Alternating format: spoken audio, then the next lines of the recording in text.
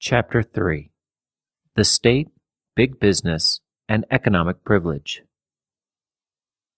I'm an anarchist because I believe the state tends to consolidate the power of the wealthy and to help them exploit others.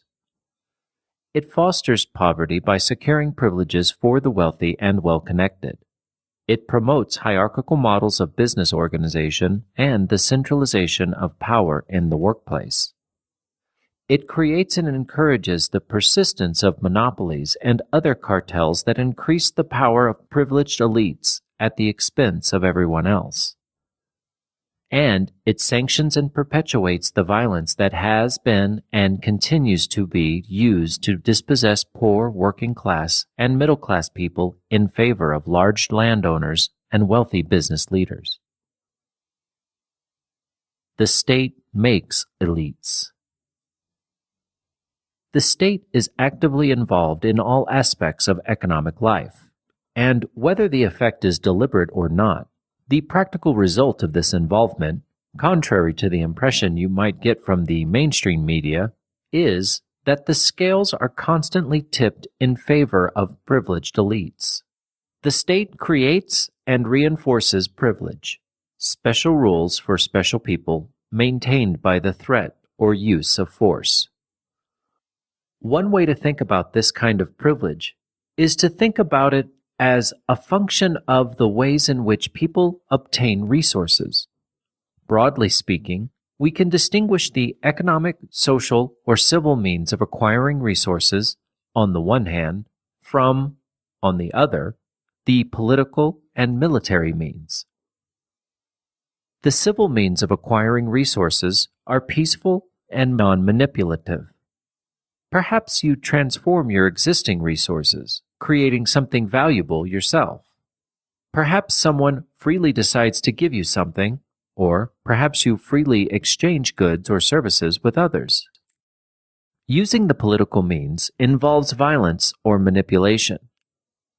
Perhaps someone uses actual violence to take wealth from someone else, as the state does frequently enough. Perhaps someone uses the threat of violence to become wealthy. Most of the time, when the state acquires resources, it's taking this approach. Or perhaps a state actor trades on someone's false belief that the state is legitimate, a belief she may herself share, in order to acquire resources for the state. In any case, the elite, those who benefit and control the state, are those who employ the political means of acquiring resources to become wealthy. That sharply distinguishes them from the rest of us, who, presuming we're not bandits, use the civil means of gaining resources. The division between elites, who use the political means to acquire wealth, and the people who use the civil means is very old. We can't be sure just when states came into being, but there is good reason to think that many or most states originated in conquest, in the forcible takeover of one group of people by another. People who successfully used violence to give themselves privileges, control over other people's labor, goods, and land, went on to tell comfortingly legitimating stories about themselves. We're in charge because the gods put us in charge. Or, we're in charge because we're inherently superior. It doesn't really matter what the story is. The important thing is that people who gained privileges by force succeeded in convincing themselves and others, including their victims, that they somehow deserved their privileges. Perhaps this kind of story of the state's origin isn't actually correct. It's hard to say, since the first states came into being thousands of years ago.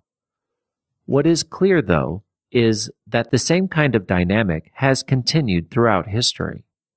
In England, for instance, previously common lands were enclosed and appropriated by large landowners. Many of the people filling the dark satanic mills of the Industrial Revolution had been dispossessed from the land on which they worked and prevented by what amounted to internal passport laws from seeking work freely. State violence kept poor people under control and dependent on the goodwill of factory owners and aristocrats. The state holds the reins of force, and, because it does, it's involved in propping up the power of the elite. Once a state is in place, people with wealth and power can influence it and achieve their goals far more efficiently than if they had to reach their objectives by convincing or manipulating individual people or small groups to go along with them. Seducing or partnering with a single politician or bureaucrat can yield an enormous payoff for a wealthy person or group. The existence of the state and its unavoidable susceptibility to manipulation dramatically magnifies the power of people with wealth. The state contributes to the creation and maintenance of class divisions not only because the existence of state machinery that can easily be captured through bribery and corruption makes it easy for the wealthy to shape the outcomes of the political process, but also because of the inherently exploitive character of the state's operation. After all, what the state does on a daily basis is to distort and constrain people's free and creative interactions with each other. The state provides elites with massive opportunities to avoid paying the actual costs of many of the activities in which they engage.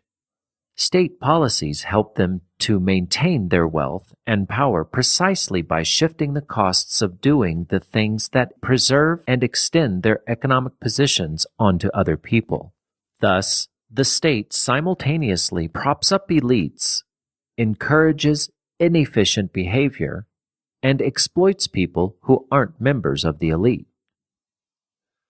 Through cartels, monopolies, subsidies, the inflationary creation of money, and the operation of the tax system, the state extracts wealth from those who create it and transfers it to politically connected elites. Thus, it reinforces their wealth and power. In the state's absence, without its protection, they would rapidly lose much of their power and influence. With the state on their side, their social and economic advantages are repeatedly enhanced.